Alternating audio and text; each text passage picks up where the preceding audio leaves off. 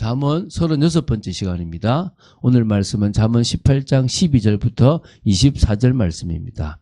12절부터 15절 말씀을 합독하고 잠언 18장 12절부터 24절 말씀을 보도록 하겠습니다. 그러면 잠언 18장 12절부터 15절 말씀을 한 목소리로 합독하도록 하겠습니다. 사람의 마음의 교만은 멸망의 선봉이요 겸손은 존귀의 길잡이니라. 사연을 듣기 전에 대답하는 자는 미련하여 욕을 당하느니라. 사람의 심령은 그의 병을 능히 이기려니와 심령이 상하면 그것을 누가 일으키겠느냐. 명철한 자의 마음은 지식을 얻고 지혜로운 자의 귀는 지식을 구하느니라. 아멘. 계속 우리가 지금 잠언의 말씀들을 봐나가는데요.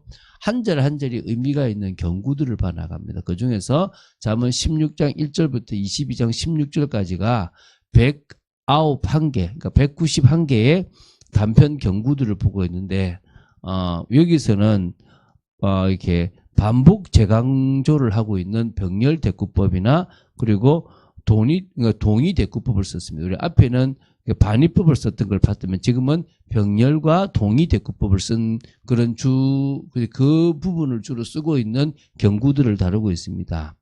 자, 오늘 보게 될 잠언 18장 12절부터 24절은 제257 경구부터 269 경구까지의 부분이라고 보시면 됩니다. 첫 번째 이제 12절부터 15절입니다. 바른 마음가짐이 참 중요하다는 것을 강조하는 거죠.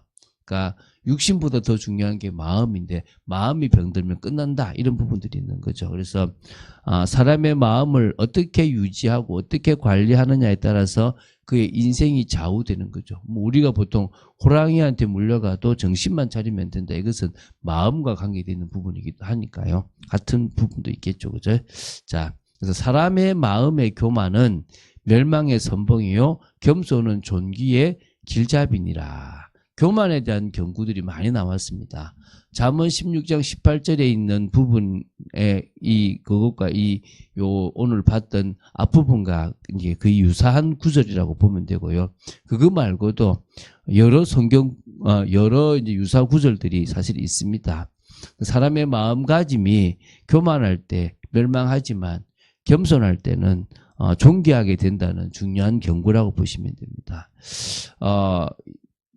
계속 이것을 강조하는 것은 교만이 타인에게만 아니라 자기 자신에게 얼마나 큰 해악인지 이걸 알려주고 있고요. 또 반대로 겸손이 얼마나 효용성이 있는지를 강조한 경구로 보시면 됩니다. 그래서 교만이 패망을 주도하고 겸손이 존귀를 초래하는 까닭은 겸손한 자는 생명과 장수, 부귀를 대동하는 지혜의 교훈을 받아들이는 반면에 교만한 것은 그것을 무시하고 거부하기 때문입니다. 그래서 우리는 그런 의미에서 이제 이 겸손을 따라간다고 보시면 됩니다. 자, 13절입니다. 사연을 듣기 전에 대답하는 자는 미련하여 욕을 당하느니라. 우리가 실수하는 게 이 사람의 말을 다 듣기 전에 우리가 먼저 그 사람에게 판단해버리고 말하는 그것은요. 미련한 거고 결국 잘못하면 욕을 당하는 경우가 되는 겁니다. 그래서 미련한 자는 대화에 있어서도 말을 충분히 듣지 않고 급하게 대답하는 경향이 있다라는 사실을 기억하고 충분히 상대방의 이야기를 듣고 그 이야기를 하나님 주신 지혜로 판단하고 대화한다면 오히려 그 대화를 통해서 더 많은 유익을 줄 수 있고 또 자기에게도 유익이 될 거라고 믿습니다. 14절입니다. 사람의 심령은 그의 병을 능히 이기려니와 심령이 상하면 그것을 누가 일으키겠느냐. 자, 오늘 사람의 심령이 온전할 때는 육체의 병도 이길 수 있다라고 봅니다. 그러나 심령이 상해버리면 결국은 그 육신과 삶까지도 완전히 무너질 수밖에 없다는 것입니다. 많이 보잖아요. 마음이 무너져서 인생을 자기 멋대로 살아가는 사람들을 봅니다. 그래서 마음가짐. 근데 그 마음과 생각을 지키시는 분은 누굽니까? 주님이십니다. 성령께서 우리의 마음과 생각을 지켜주실 수 있습니다. 맡기시기 바랍니다. 막 내 끌로 흔들리지 말고 나는 의미 없다고 봅니다. 주님께서 지켜주셔야 된다고 생각하고 맡기는 축복이 있게 되기 바랍니다. 그리고 이제 진짜 그 15절입니다. 명철한 자의 마음은 지식을 얻고 지혜로운 자의 귀는 지식을 구하느니라. 계속 이제 이렇게 강조되고 있죠.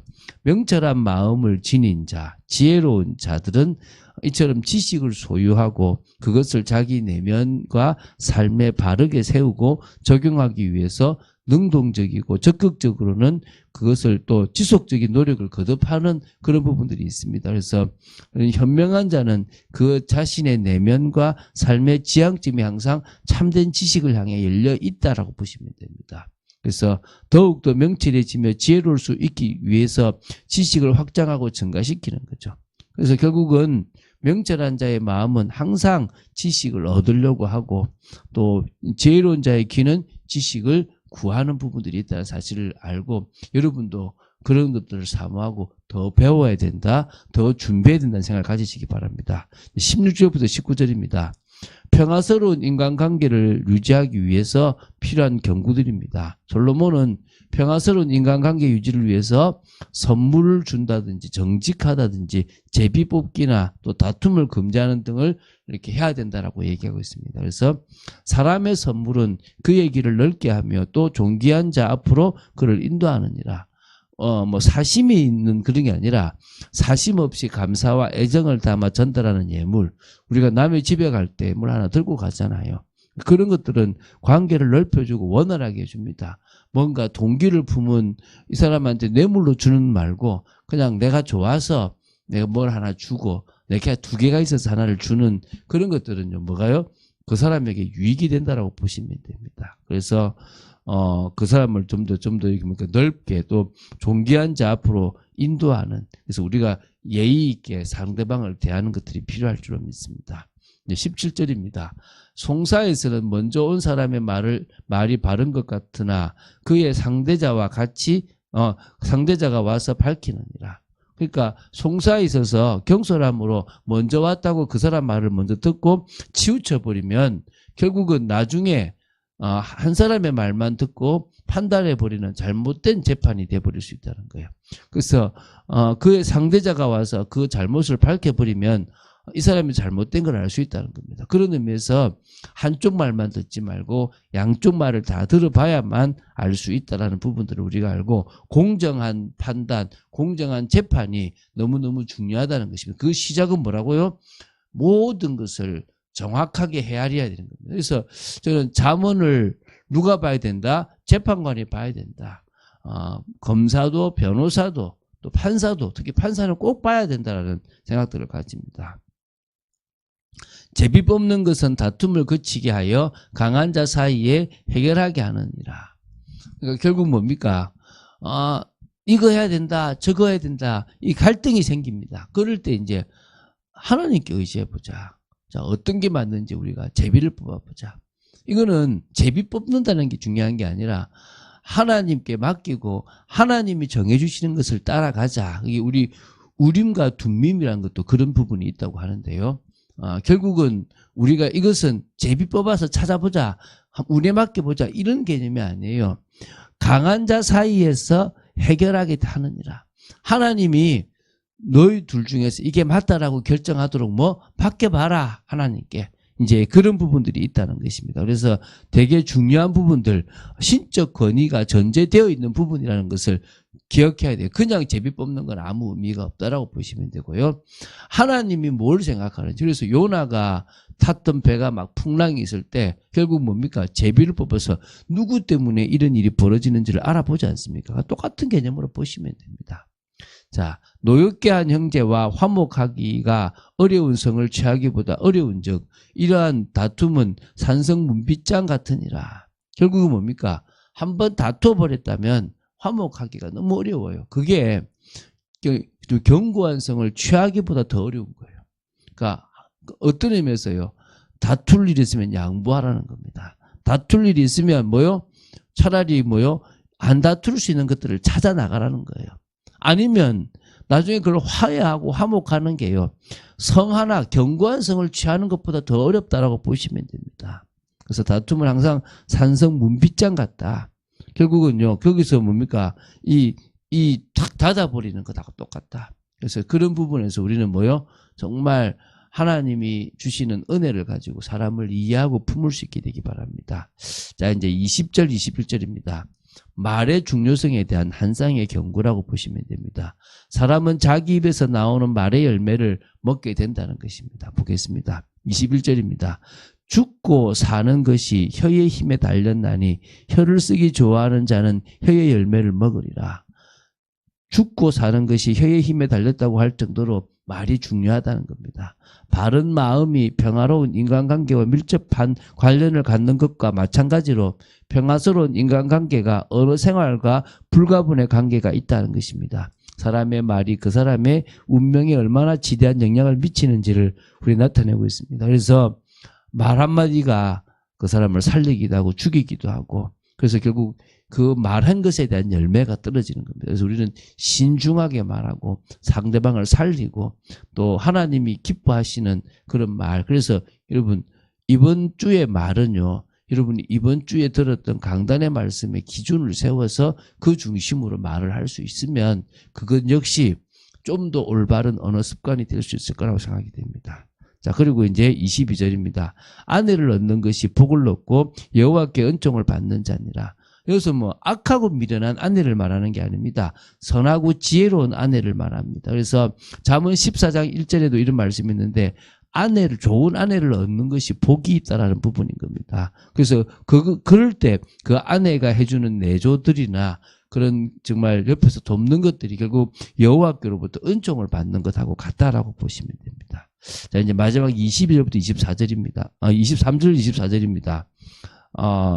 맞죠? 그죠? 자, 예. 22절이 요 밑에 건데, 제가 지금 20절을 하나 안 했네요. 그죠? 죄송합니다. 20절이 뭐냐 그러면, 사람의 입에서 나오는 열매로 말미암아 배부르게 되나니, 그의 입술에서 나는 것으로 말미암아 만족하게 되느니라. 그러니까 앞에 저기 비슷한 이제 그 뒤에 비슷한 건데요. 결국은 입에서 나오는 열매로 배부르게 되기도 하고 입에서 나오는 열매로 만족하게 된다. 여러분, 말의 중요성이죠, 그렇죠? 그리고 이제 이 22절부터 이 24절까지가 인간의 행복 관계에서 필수 조건인 부분입니다. 아내를 얻는 것, 친구를 가려 사귈 것, 또 다른 사람의 처지나 형편에 관계되는 부분, 관계없이 친절하게 대하는 것, 이런 것들 아까 아내를 얻는 겁니다. 두 번째 23절입니다. 가난한 자는 간절한 말로 구하여도 부자는 엄한 말로 대답하느니라. 그러니까 이게 지금 빈부의 격차에 대한 부분인데요. 이 사실은 돈 있는 사람이 부자가 가난한 사람들을 억압한다라는 그런 부분들이 있습니다. 그래서 우리가 부자가 되라 이 말이 아니라 부자가 되었을 때 가난한 자를 무시하지 말라 이런 부분이 있습니다. 24절입니다. 많은 친구를 얻는 자는 해를 당하게 되거니와 어떤 친구는 형제보다 친밀하니라. 그러니까 많은 친구가 있는 게 좋은 게 아니라 오히려 그것이 해가 될 때도 있습니다. 그러나 한 명의 친구가 또 몇 명의 친구가 형제보다 더 가까이 그 사람을 도와줄 수 있습니다. 관계에서 중요한 것은 사람인데 좋은 사람을 또 정말 내가 복음으로 대하고 같이 신실할 수 있는 사람들을 알아가는 게 중요할 거라 믿습니다. 자, 우리는요, 사람이 죄인이고 부족하고 연약합니다. 그래서 나도 그런 존재였고요. 예수님은 그런 자들을 불러서 회개시키고 돌이키고 구원을 주기 위해서 우리가 병든 자라면 의사가 필요하듯이 죄인이기 때문에 예수님이 필요합니다.